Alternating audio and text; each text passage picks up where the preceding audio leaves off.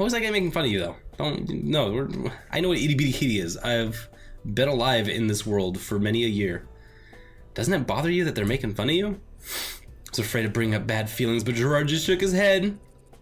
Looks kind of weird, right? Teenage boy collecting toys meant for little girls. But I like them, so I don't let it bother me. Sorry I didn't bring enough cookies the first time, Hana. I forgot you were joining us again, but I'm glad you're here. I bit my lip. See, Hana? He was being nice the whole time, and here you were jumping to conclusions. Hey, your cookie will get cold if you don't eat it. Gerard's the best. I unwrapped the cookie. Sense of chocolate and cinnamon hit me. Broke off a piece and popped into my mouth, Gerard whispering something into Nick's ear, who started laughing so hard milk came out of his nose. See? Gerard's got it back. Bouncing back. Was he really okay with people making fun of him? I couldn't believe it. I didn't believe it. He was more comfortable with people making fun of him than he was disappointing me. Which he didn't, because Gerard's the best. At my old school, people made fun of me every day. It was hell. There was no way he could just brush it off like that. Not when I tried so hard to do the same. That's a deal breaker right there. That's what that is. I don't need to take that. As I finished the cookie, I started on my ramen.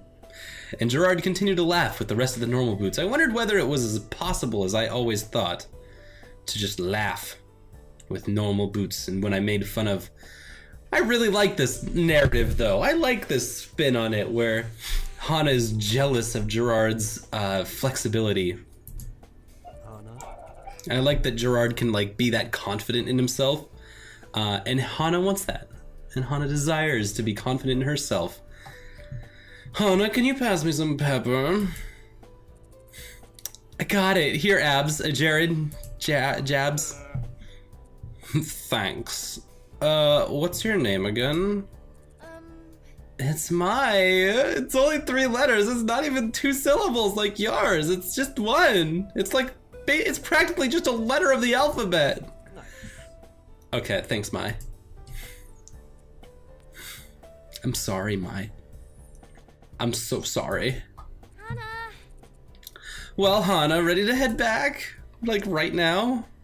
Before I die? Huh? Sure, yeah.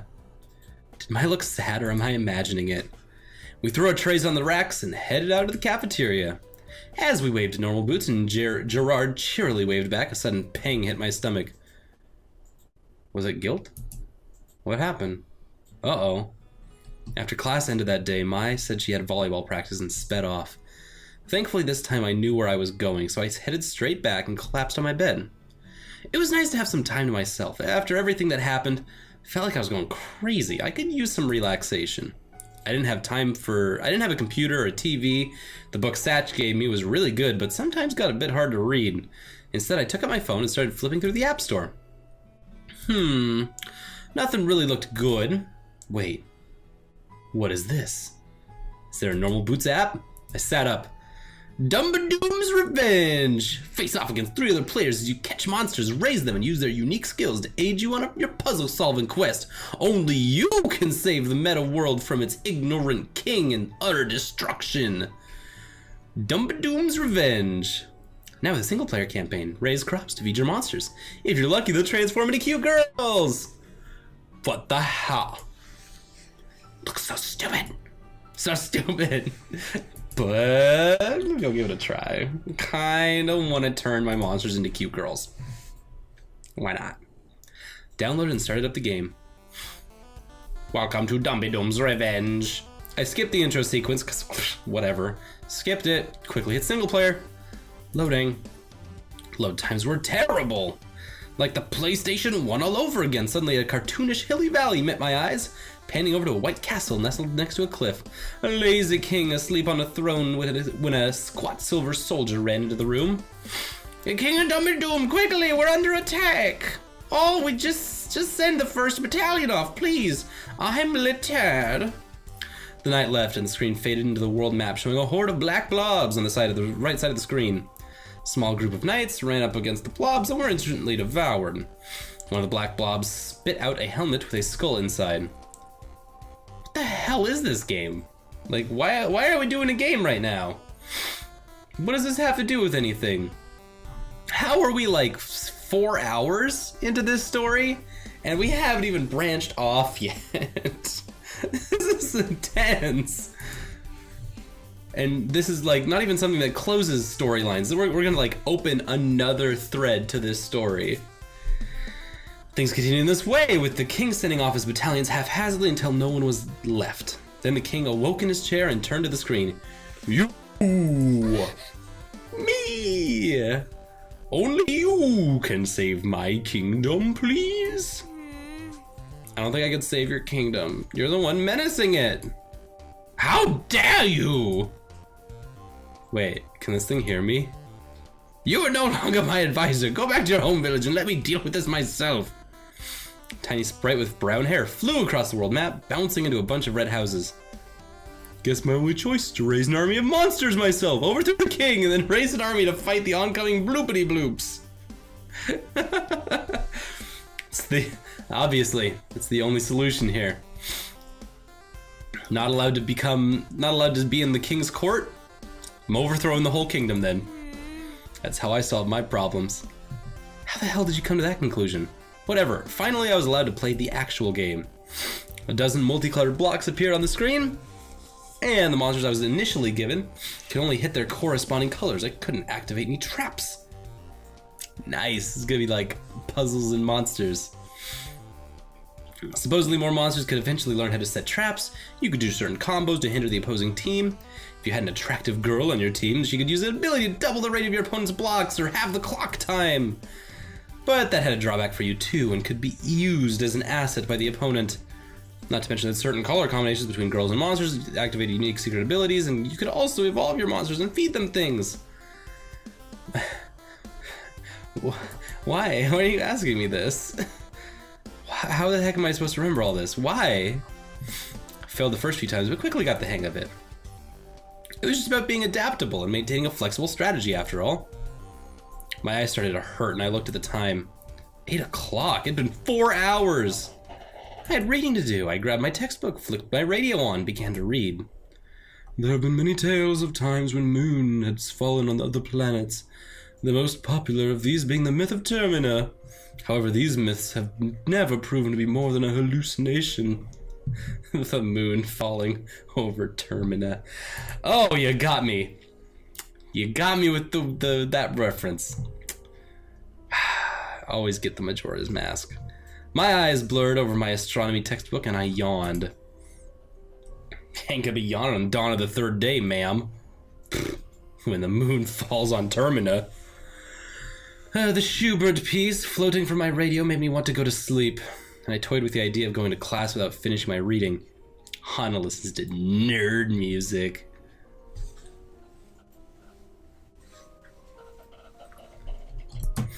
Who cared how many times the moon was supposed to fall, especially when time travel was involved?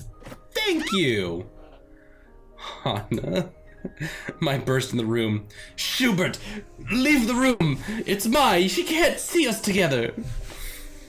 I'm listening to cool kid music, I promise. Mai burst through the door, flung herself across the room, and grabbed my radio. Hey, where you been? Why'd you turn my radio off? Give me a second, we're missing it. There we go. But I swear that dog was the living worst. That's why you need a bird like my lovely Jock. Watch your tongue. What is this? A podcast?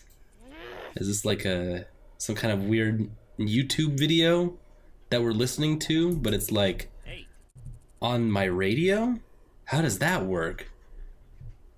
So the time has come to make an official announcement.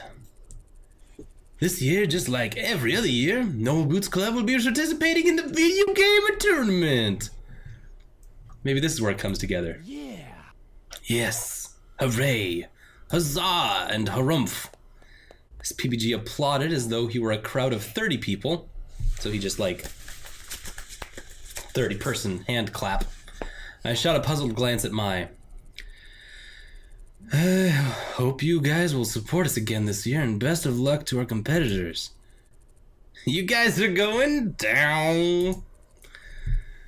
And now for some music. It's Rainy Dog Radio for the Rainy Day Let's Play and the Rainy Dog Boys. Might turn down the radio inside. Okay, what do you want? Is that all? We just got that little bit in there? What was that? PB&J! It's PBG and John's radio show. They call it PB&J. They have a radio show? What do they do on it? Radio things? Are they the DJs? Oh, you know, they talk and stuff and play music sometimes. Cool kid music. They only play like Toro y Moi. It's like cool kid music that college kids play. Everyone in school listens to it. I'm so glad you brought your radio. I forgot mine at home. And now for 2 hours of Sigaros. So, what about a video game tournament though? Yeah, didn't you hear them talking about it the other day? No. They just flirt with me all the time. It's very frustrating and I don't get the news. Come to think of it, I hadn't paid much attention to their conversations. I was too busy worrying about myself. Every year they have a game tournament down at Higanbana Mall. Lots of people come to compete, but everybody knows the real fight's between Normal Boots and Hidden Block. The Sharks and the Jets. The Sharks and the Jets fighting in the club. Is that what they do? They freaking play video games all day? Pff, yeah, that's kind of it. They just play video games. That's why nobody's ever joined them since their inception. Well, I guess partly they're a group of friends who just happen to make a club together. But also, unless you're really talented, you just drag them down. Well, fine, I'll drag them down. Not all of them are so harsh, but some of them take it real serious. I glanced away, but I felt like I knew who she was talking about. That's too bad. Total shame. Shame. Total shame. The conversation I had before with Jimmy and Caddy came to mind. Had they really thought I was joining the Normal Boots Club? There was no way.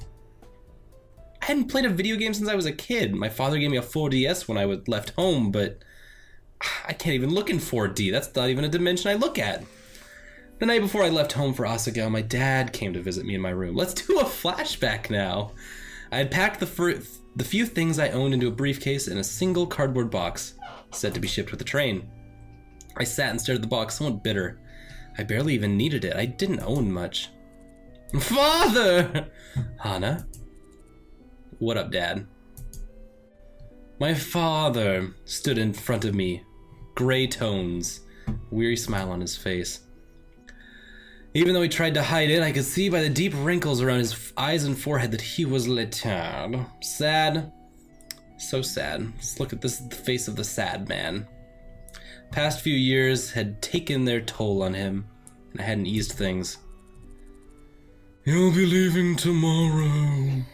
Yeah, I'm peacing out, dude. Heavy silence hung between us, filling my childhood bedroom like styrofoam. What are you gonna do, Dad? Now that your only child, I think, is just gonna leave home. Just gonna hang out, do nothing. Cryostasis? That's what parents do, right? They just go into cryostasis.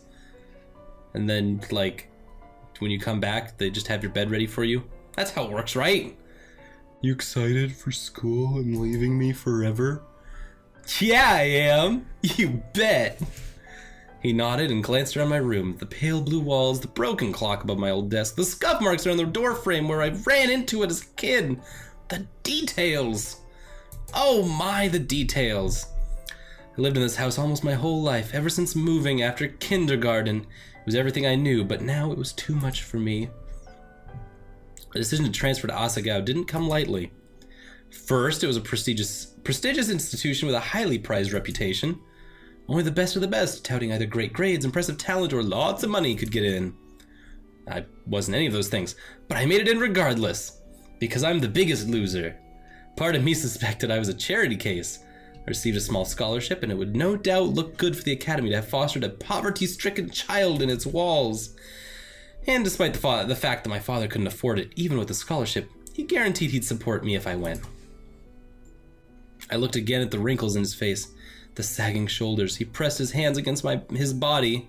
He pressed his hands against his body to hide the way they shook. Oh, poor Dad. That's horrible. All for me. He'd be all alone. Glad you're going. I think this will be good for you. Yeah. This is kind of horrifying. Wish I could say something else, but nothing came. Well, honey, just in case you get homesick, I'm never gonna see you again. Because after you leave, I'm gonna wilt away into dust. I brought a present for you also, so you can remember me by. From his pocket, my dad produced a shining pink Nintendo 4DS. Placed it into my hands. For you. But why? How? Dad, this costs so much. You're already killing yourself to let me go. Why would you? Tears spilled from my eyes as my dad smiled. I robbed a Best Buy. No, he didn't. No, he didn't. Look at his mustache. It's a mustache you can trust. The Best Buy gave it to him because it's such a good mustache. They're like, this man need to give their kid a 4DS because this is good. Good mustache. What if he traded his mustache to buy a 4DS off of Craigslist? You could do that, right? It's a thing. Nothing is too good for you, my dear Hannah.